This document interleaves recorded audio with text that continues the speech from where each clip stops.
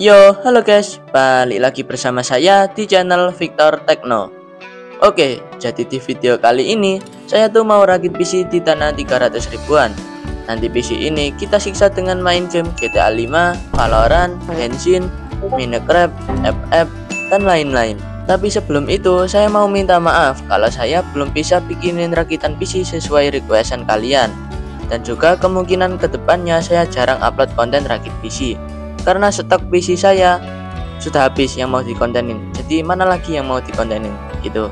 Nah, maka dari itu saya buka jasa rakit PC yang sementara yang saya layani itu di sekitaran Pulau Jawa dulu.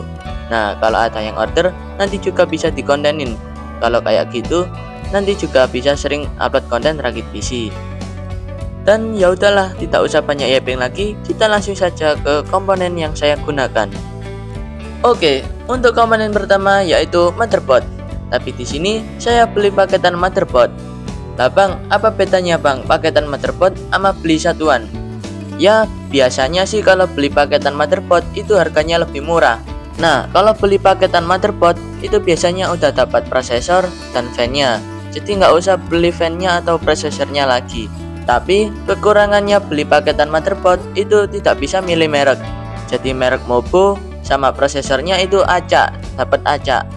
Nah, di sini saya beli paketan motherboard A81 atau Intel Gen 4.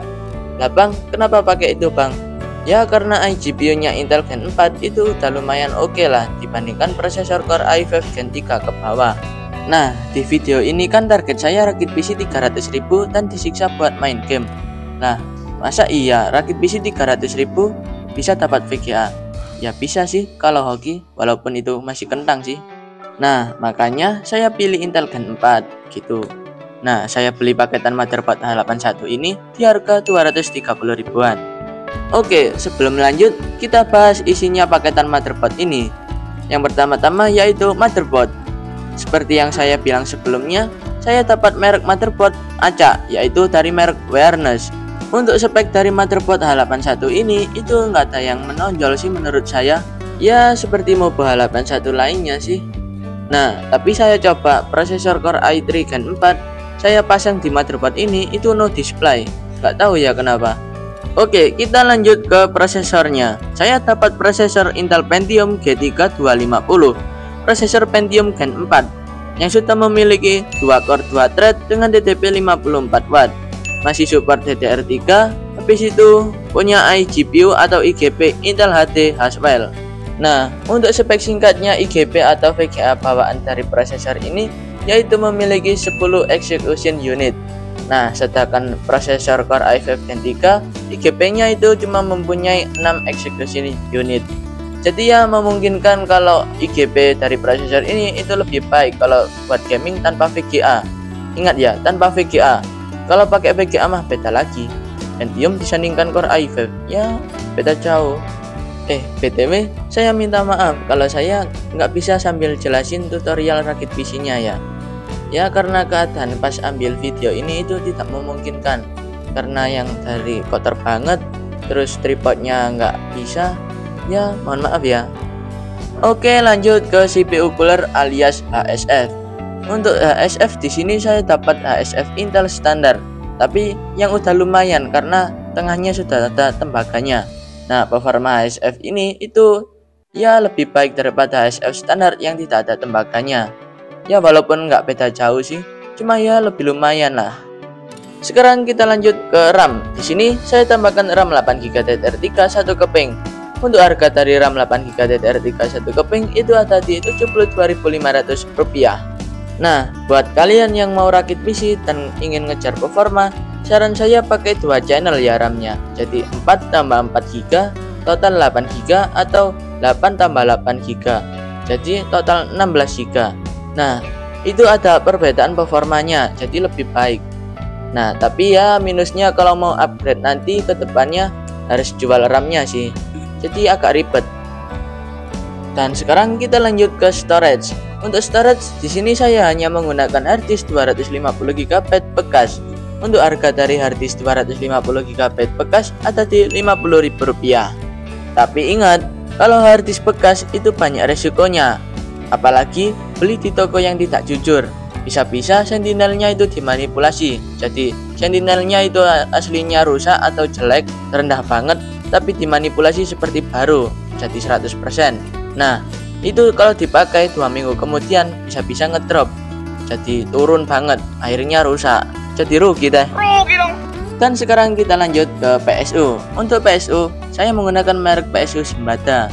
Ya bisa dibilang ini PSU kaleng sih. Cuma udah saya tes dengan PSU tester, tegangannya itu normal, jadi ya aman. Apalagi listrik di rumah saya itu stabil. Nah, buat kalian yang ingin rakit PC dan listrik rumahnya nggak stabil, saran saya pakai PSU yang 80 plus dan pakai UPS, pakai Starvolt.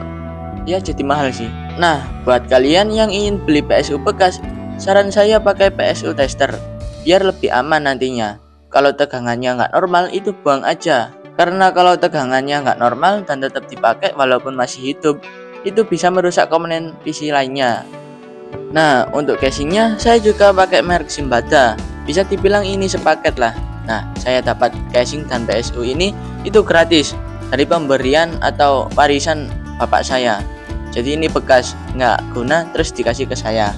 Nah, kalau kalian ingin beli sepaket juga itu biasanya di harga 70-an sampai 100 ribuan. Nah, kita lanjut ke penotalan rakit PC ini. Tapi sebelum itu saya ingatkan kalau barang-barang semua ini itu bekas, dan kalau kalian ingin meniru, resiko ditanggung sendiri. Makanya kalian jangan malas-malas lah kalau mau rakit PC dan belajar dulu. Kalian bisa belajar dengan saya kok.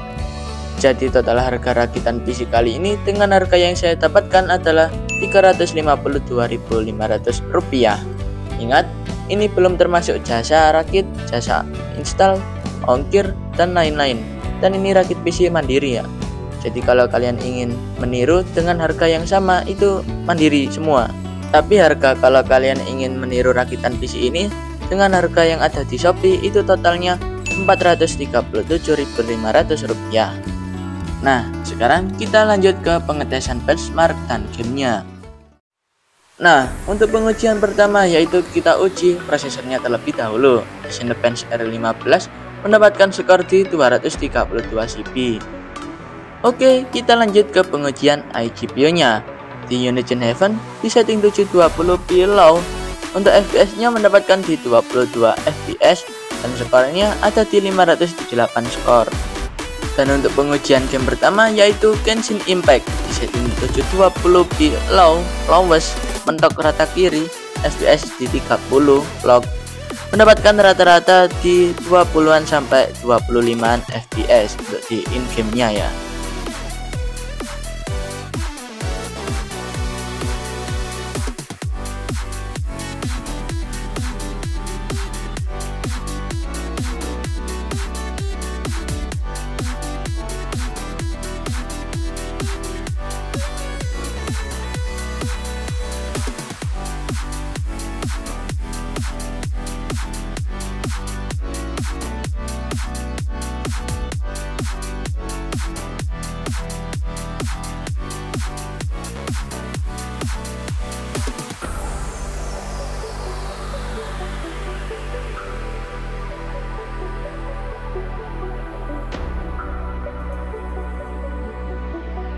Oke, kita lanjut ke game Naruto Storm Revolution.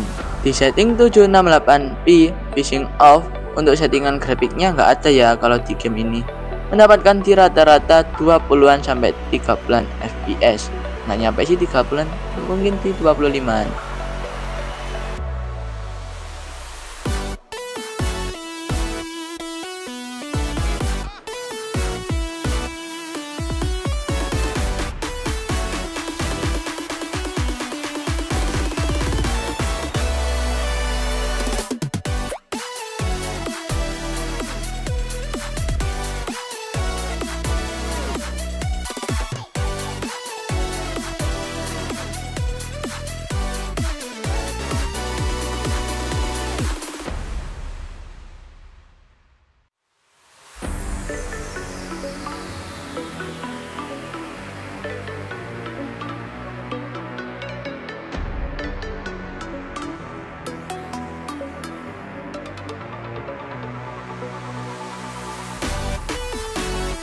Untuk game selanjutnya yaitu Minecraft The Launcher. di versi Optifine 1.21.4 dengan resolusi 720p. Untuk settingan grafik in-game-nya itu di fast, render distance-nya itu ada di 5 chang, dan lainnya standar. Oh ya, phishing-nya off. Phishing-nya off. Nah, untuk awal masuk ke dunianya itu agak ngedrop di puluhan FPS. Dan pas menjelajah ke sana ke sini itu juga agak ngedrop, ada di puluhan FPS, maksudnya di 20-an lah. Habis itu terus stabil kalau nggak menjelajah, ada di 30-an sampai 40-an FPS. Mungkin ya CPU-nya kurang kuat untuk merender ke menjelajah gitu.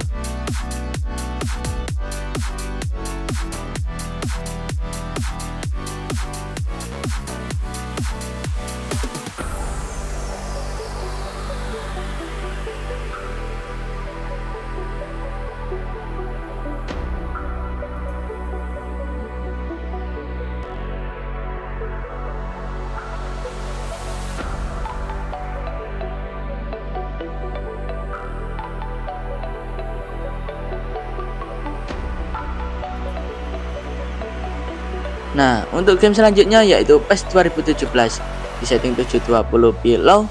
Untuk awal gamenya itu di 30-an sampai 20-an FPS. Kalau sudah main itu di 50-an sampai 60-an FPS.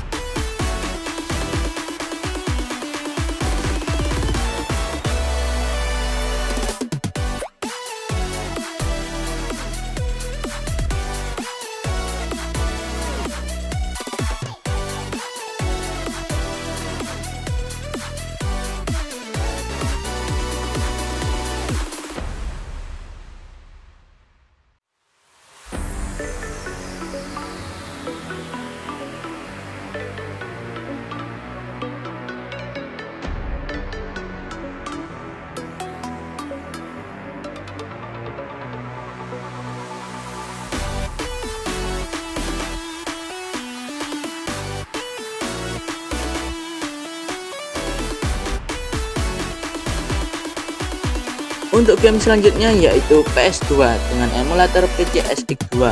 Untuk settingannya itu ada di DirectX 11, habis itu GPU-nya di Intel HD Graphics, dan lainnya itu standar. Untuk resolusinya 1,5 natif dan lainnya standar. Untuk game pertama PS2 yaitu Downhill Domination. Ya, settingan tadi mendapatkan rata-rata 50-an sampai 60-an FPS.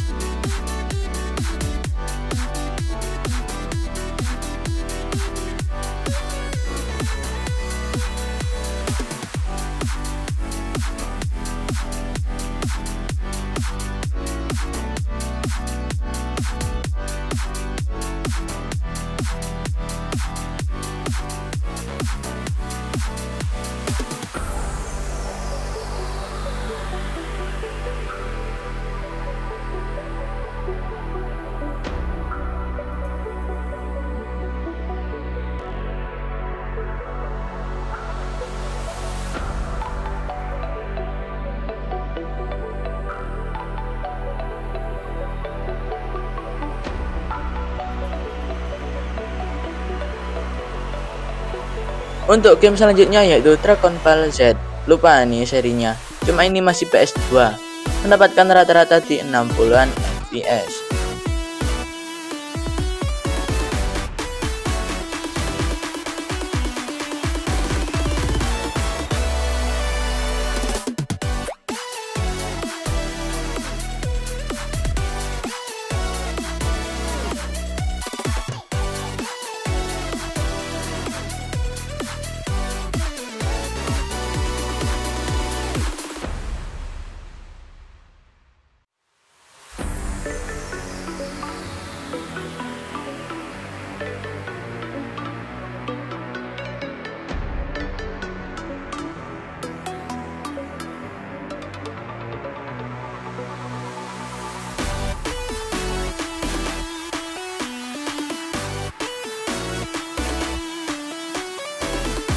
Dan untuk game selanjutnya yaitu Basara Heroes 2. Ini masih PS2 juga.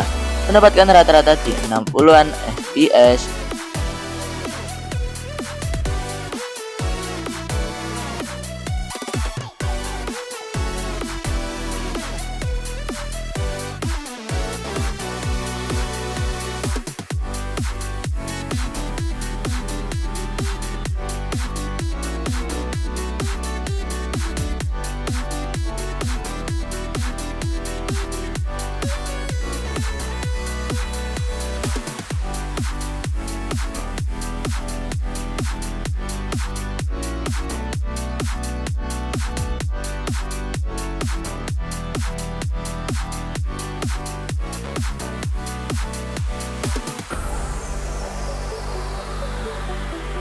Nah, untuk game selanjutnya yaitu ETS 2.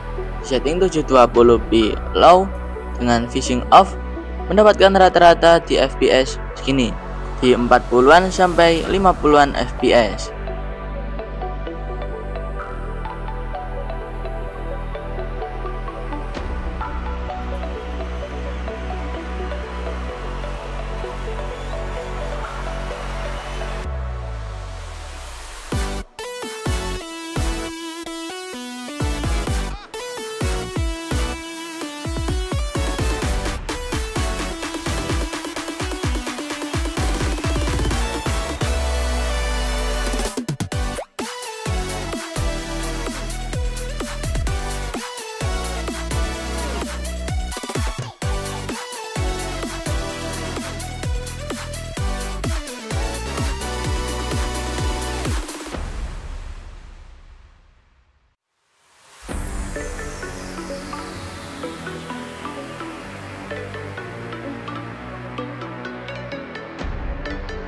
Untuk game selanjutnya yaitu FF Emulator LT Player 9. Di setting 540p, enggak tuh.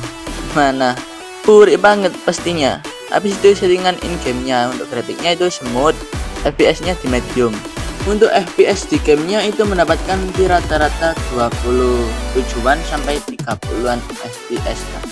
Menurut saya udah lancar, cuma buri banget, jadi nggak enak, mata itu nggak manja. Habis itu jadi nggak enak lah dilihatnya itu.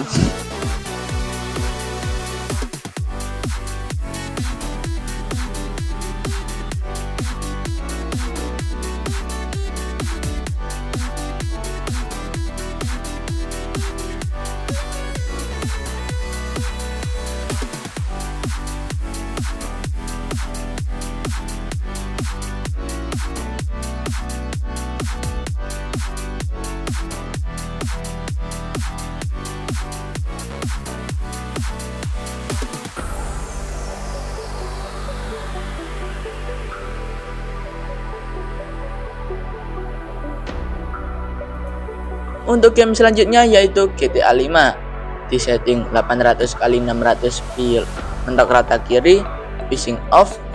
Untuk di in-game-nya mendapatkan rata-rata di 25-an sampai 30-an FPS. Kalau menurut saya sih ini lancar, cuma gambarnya itu kecil banget jadi kayak gini.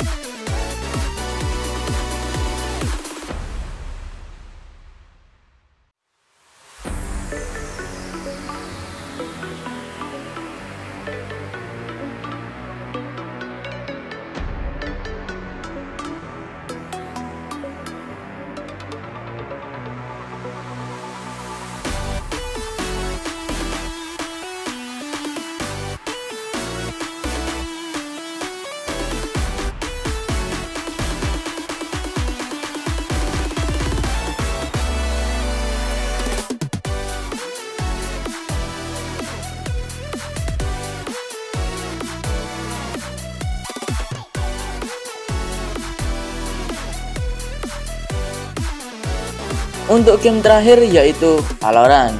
Di setting 720p mentok rata kiri. Habis itu fishingnya lupa ini off apa on, kayaknya on ya, kayaknya ya. Habis itu kalau hoki bisa masukin gamenya itu mendapatkan di rata-rata 27-an sampai 40-an FPS.